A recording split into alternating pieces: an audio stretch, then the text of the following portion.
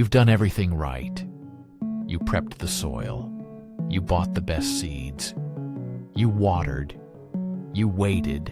And just when your garden hits its peak, this happens. It becomes an all-you-can-eat buffet for every slug, aphid, and caterpillar in the county. So, you end up in this endless, frustrating war. You spray chemicals you can't pronounce on the food you're planning to eat. You pick off hornworms in the dark. You lose half your harvest.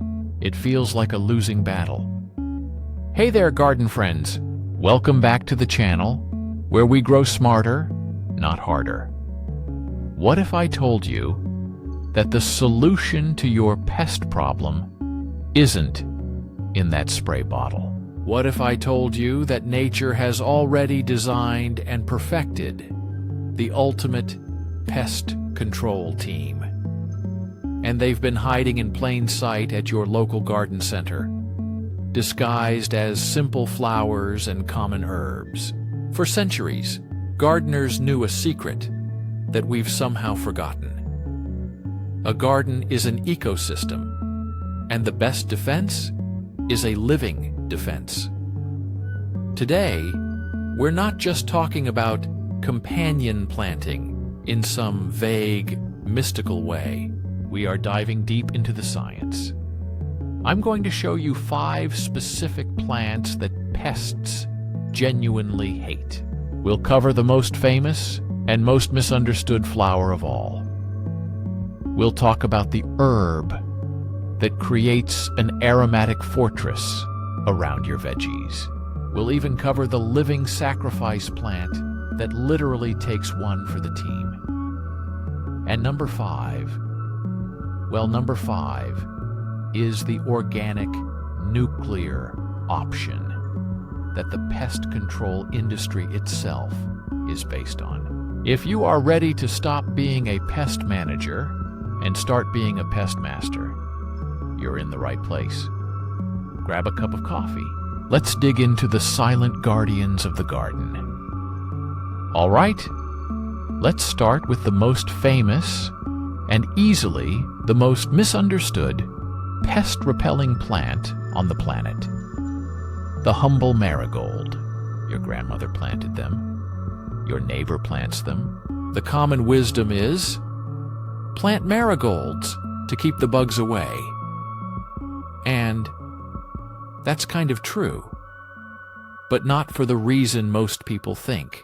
Most people believe the pungent smell of the flower is what does the work, repelling flying insects like cabbage moths and bean beetles. And the research on that is, well, it's a little shaky. The scent is a mild deterrent at best. Some bugs just don't care. But the real magic of the marigold, the secret power that makes this plant a non-negotiable in my garden, isn't happening up here. Gestures to the flower. It's happening down here. The marigold is a subterranean warrior. Its primary weapon is aimed at one of the most destructive, invisible, and heartbreaking pests in the entire garden: the root knot nematode. If your tomato plants look stunted, if they wilt in the afternoon sun for no reason, if your carrots are stubby and covered in ugly knots, you probably have a nematode problem. These microscopic worms live in your soil, and they pierce the roots of your plants, sucking the life out of them and creating these galls that block the flow of water and nutrients. They are devastating, and this is where our friend the marigold comes in. The roots of the French marigold, Tagates patula in particular, release a powerful biochemical compound called alpha-terthional. That's a fancy name. But here's all you need to know. To nematodes, it is pure poison. It's a biocide. It doesn't just repel them. It actively kills them on contact and can inhibit the hatching of their eggs. The marigold's roots literally leak this chemical into the surrounding soil. creating a kill zone for these microscopic villains. Now here's the secret. Just scattering a few marigolds around your tomato patch isn't going to wipe out a serious nematode infestation. That's not how it works. You have to be strategic. If you have a bed that you know is infested, you need to use marigolds as a biofumigant cover crop. This is the pro-level move. In the spring, you dedicate that entire bed to marigolds. Let them grow all summer long into a thick, beautiful mass. All season, their roots are waging a silent war, cleansing that soil. Then, in the fall, you chop them all down and till the entire plant, flowers, stems, and especially those powerful roots back into the soil. This releases a final massive dose of those nematode-killing compounds. You've effectively biofumigated and reset your garden bed. It takes patience, but it's a permanent fix that you simply cannot get from a bottle. So, when you plant marigolds, don't just see them as a pretty flower. See them for what they are, the guardians of the underworld, protecting the roots of your entire garden.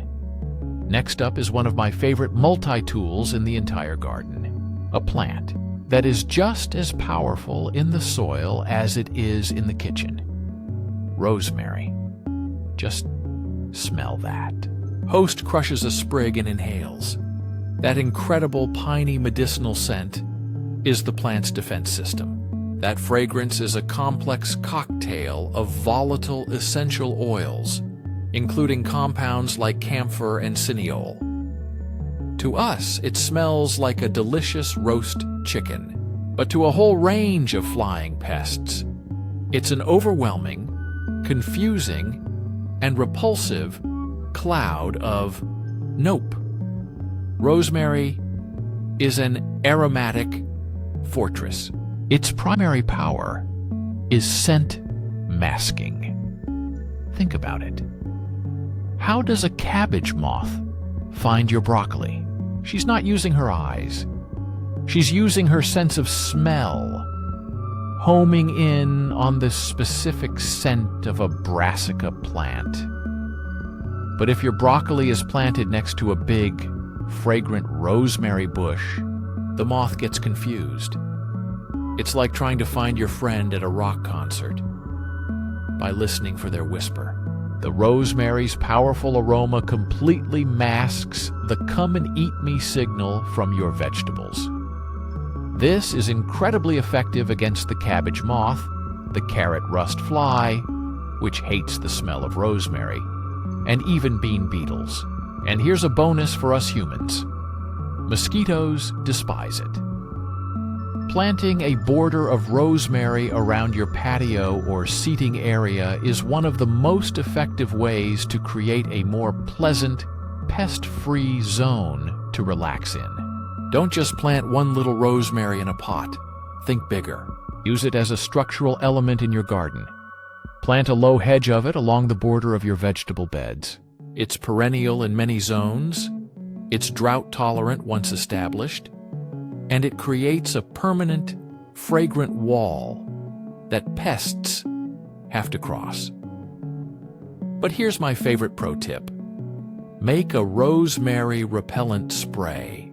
Take a big handful of fresh rosemary sprigs, chop them up, and steep them in a quart of boiling water, just like you're making tea. Let it cool completely, I mean for hours, to get a really strong infusion. Strain out the solids, pour it into a spray bottle, and add just 1 or 2 drops of natural dish soap that helps it stick to the leaves.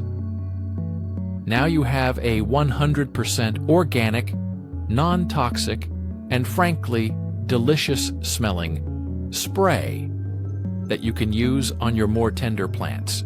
If you see aphids starting to gather on your new bean seedlings, hit them with this. They hate the taste, they hate the smell, and it's perfectly safe for you, for pollinators, and for the plant itself. It's a repellent, a culinary herb, and a beautiful landscape plant all in one. That is a garden workhorse. Okay, we're 2 plants in. Are you starting to see your garden as more of an ecosystem and less of a battleground? If this information is clicking for you, if you're getting some value, do me a huge favor and hit that like button. It takes 1 second, but it tells the YouTube algorithm that we're doing good work here and helps get this video out to more gardeners. Thanks. All right, let's talk about a plant that repels an even bigger pest. When we talk about pests, we're often thinking small. We're thinking about aphids and caterpillars. But for many of us, the most destructive pests in our garden have 4 legs. Sound familiar? You walk out in the morning, and your entire row of beans has been mowed down to the nub. Deer and rabbits can destroy a garden overnight. And this is where our 3rd plant, lavender, becomes your absolute best friend. We love lavender. We put it in soaps, in sachets. We drink it in tea. The scent is the definition of calming for humans. But for many animals, that same scent is intensely irritating. Deer and rabbits navigate the world with their noses. Their sense of smell is their primary tool for finding food and sensing danger. And plants like lavender, with their incredibly high oil content and powerful fragrance, are just too much. The smell is overwhelming. But it's not just the smell, it's the texture. Deer and rabbits are looking for tender, succulent, high water content greens. Lavender leaves are tough, slightly fuzzy, and filled with oils that taste bitter. They'll take 1 bite and immediately learn this is not good food. So, while lavender is fantastic for repelling smaller insects like moths, fleas, and mosquitoes, its real superpower is as a perimeter defense against mammals. This is all about strategic placement. Don't just plant 1 lavender bush in the middle of your garden. You need to build a scent fence. Plant a dense border of hardy lavender varieties, like Munstead or Hidcote, around the entire perimeter of your vegetable garden. Think of it as a living, breathing, beautiful fence that deer and rabbits will not want to cross. They'll approach your garden, get a nose full of that powerful lavender, and decide to go to your neighbor's house instead. And the bonus? The bees and pollinators will go nuts for it. You'll be repelling the bad guys and attracting the best guys, all while growing one of the most beautiful and aromatic herbs on the planet. This next plant is my secret weapon, and it works on a principle that is completely different from the others. The marigold, rosemary, and lavender all work by repelling pests. This plant, the nasturtium, works by a method called trap cropping. It doesn't repel the pests. It invites them in, and that is exactly what we want. This is a living sacrifice. Nasturtiums are an absolute magnet for aphids. They are like the cheapest, most delicious fast food on the block. Aphids will fly past your expensive tomato plants. They'll ignore your prize-winning peppers, and they will make a beeline straight for the nasturtiums. This plant is your decoy. It is the sacrificial lamb that concentrates your entire aphid problem into one easy-to-manage location. But here's the crazy part. While it's attracting aphids, its peppery scented leaves are simultaneously repelling a whole host of other pests. Squash bugs, cucumber beetles, and whiteflies hate the smell of nasturtiums. So, this one plant is attracting the one pest you can't stand, while repelling 3 others. That is a garden genius right there. Again, placement is everything. You plant nasturtiums as a sacrificial border around your vegetable patch, or specifically near plants that are prone to aphids, like your tomatoes or your roses. Let the nasturtiums do their job. Let them get covered in aphids. Don't panic! This is the plan. Your tomatoes will be clean. Your peppers will be clean. Once the nasturtium plant is heavily infested and looks like it's sacrificing its life, which it is, you have 2 options. You can either hit that one plant with a strong blast of soapy water, or, my preferred method, you pull the entire plant out of the ground, put it in a bag, and throw it straight in the trash or on a hot compost pile. You have just exported 90% of your aphid population from your garden, and your food crops were never touched. Plus, as a bonus, the leaves and flowers are edible. They have a wonderful peppery taste that is fantastic in salads. We've covered a soil guardian, aromatic fortresses, and a living trap. Now it's time for the heavy hitter. This is the plant that pests truly fear. This is the pyrethrum daisy, a species of chrysanthemum, Tanacetum cinerarifolium. It may not look as showy as those big fall mums you buy, but this humble flower is the source of one of the most powerful natural insecticides on Earth.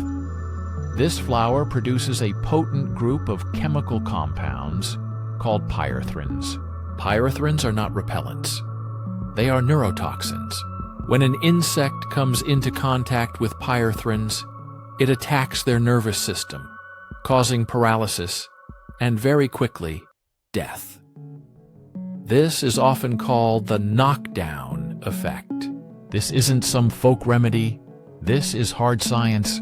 For centuries, people in Persia and along the Dalmatian coast, where this plant is from, would harvest these flowers, dry them, and grind them into a Persian powder to kill lice and fleas.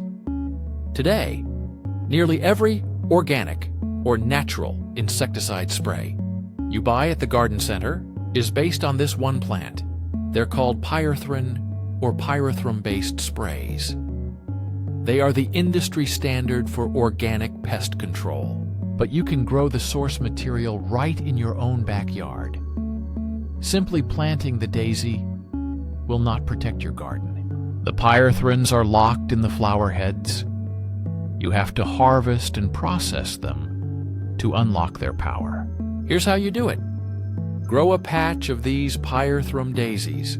When the flowers are in full bloom, harvest them. Hang them upside down in a dark, dry, well-ventilated area until they are completely bone dry. Then, wearing a mask, the dust can be an irritant, grind the dried flower heads into the finest powder you can manage. A dedicated coffee grinder works best. This powder is your homemade organic insecticide. You can put it in a little duster and puff it onto plants that are being attacked by Japanese beetles, aphids, cabbage loopers, or spider mites. Or you can make a spray.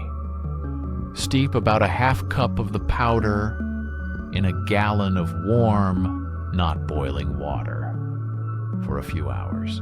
Strain it, add a teaspoon of natural dish soap, and put it in a sprayer. You now have a fresh, potent, homemade, organic insecticide for a fraction of the cost. One critical warning: pyrethrins are broad spectrum. While they are natural and break down quickly in sunlight, they can and will harm beneficial insects, including bees and ladybugs, if you spray them directly. So you always use this spray as a last resort, and you always apply it at dusk, when the bees and other pollinators have gone home for the day. By morning, the spray will have done its job on the pests and will have started to break down, making it much safer for your pollinator friends. This is the big gun in your organic arsenal, and it comes straight from a flower. So there you have it, the 5 silent guardians of the garden. The marigold, our soil-cleansing warrior. The rosemary, our aromatic fortress. The lavender, our deer and rabbit-proof fence. The nasturtium, our living decoy. And the chrysanthemum, our all-natural heavy artillery. When you start to see these plants not just as flowers or herbs, but as active working members of your garden's defense team, everything changes. You stop fighting against nature, and you start working with it. You're building a resilient, balanced, and self-defending ecosystem. You're using 400 million years of plant evolution to do the heavy lifting for you. This is how you grow smarter. This is how you stop relying on chemical fixes. And this is how you take your garden and your harvests to the next level. So, I have a question for you.